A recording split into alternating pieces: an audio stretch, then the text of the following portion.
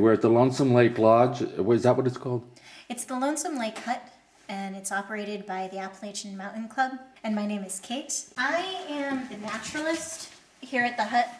So each day I'll end up doing naturalist programs for our guests that are staying with us in the evening, whether it's on the local geology, the flora, fauna, climate, weather here in the White Mountains. And about twice a week I end up cooking for our guests. We end up serving a full breakfast and a full dinner here at the hut. Dinner includes homemade soup, homemade bread. Your main course tonight, it's chicken, and I'll probably serve that with rice and some sort of vegetable. When we're full, we serve 48 guests. All of our food comes in either by helicopter, or we pack all of our fresh foods and frozen foods in on our backs. So we pack food twice a week, and we usually end up bringing up between 30 and 60 pounds of food each. So there will be between 2 and 3 of us bringing up food. Yep, I've carried as much as 80, although not this season. Okay. Our workday ranges. Each day we end up working technically, well, supposedly 8 hours a day. The cook of the day will usually wake up around 5:30 to start getting breakfast ready, and then we'll wake up the crew around 6:15, and then we'll serve breakfast at 7 o'clock, and the cook will continue cooking while the rest of the crew has breakfast. Around everyone up here cooks, and we definitely take turns. All of us know well beforehand that we will be cooking up here, so because it is such a competitive position, it's something that we don't mind and enjoy doing. Some of the most exciting things that I've seen is when we get helicopter drops here at the hut, and the helicopter pilot is absolutely amazing.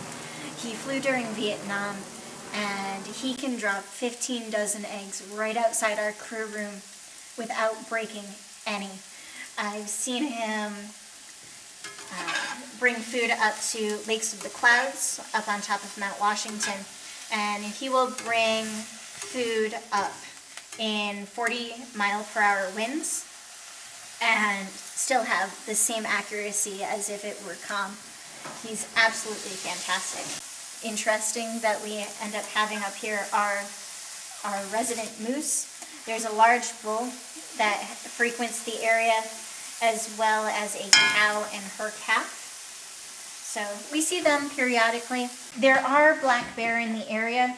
Have you ever seen one? I have seen them. Okay. Not here at the hut, but down in Crawford Notch during the winter, or well, fall, winter, and spring, the off season. I'd end up working as a guide at one of the base lodges, and there was a large black bear that would get into our compost bin as well as our dumpster. So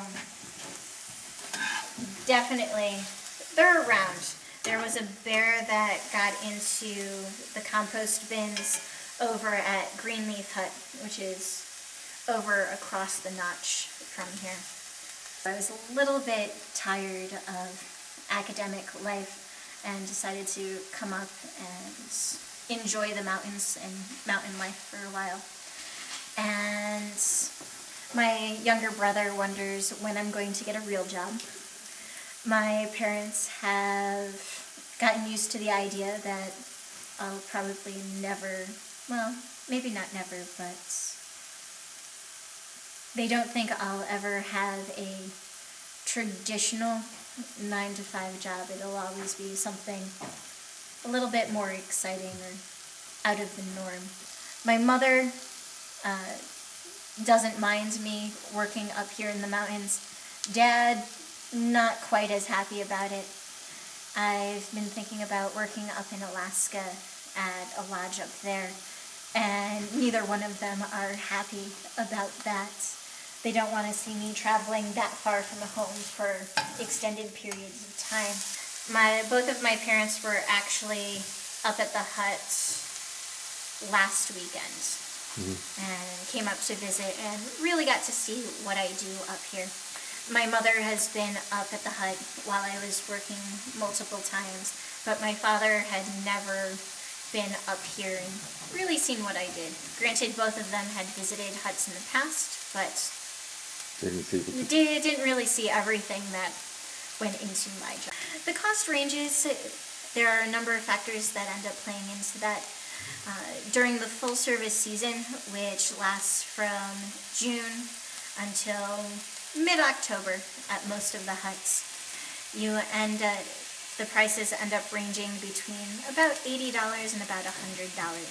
And the variables that play into that is how many nights you're staying, whether you're a member of the Appalachian Mountain Club, and whether you're a child or an adult. And for that, you end up having a full dinner, full breakfast. Dinner includes homemade bread, homemade soup. Yes, I'm working on the soup right now. Some sort of main course. Tonight it's going to be chicken with rice and some sort of vegetables. Okay, so your main course and then some sort of dessert, which is generally a surprise. And then you also have a bunk. Here at Lonesome Lake, we sleep 48 in various size bunk rooms. We have 4-person bunk rooms as well as 6 and 7-person bunk rooms. Yes. No, it's 5 and 7, excuse me. And then we sleep 48 here at Lonesome Lake. So it is fairly popular with families and groups with younger children because we have the smaller bunk rooms. But, and in your bunk rooms, in addition to your mattress, you also have a pillow and 3 wool blankets. Nope, the rooms aren't heated. During the winter, during the self-service season, there's a caretaker up here that will light a wood stove between the hours of 4 and 9. Hello. Hello. Just to get a little warm. Get a little bit warmer. It ends up getting quite nice here in the main lodge during the winter, especially right around dinner time when everyone's cooking. The main lodge ends up warming up much more than you would otherwise see.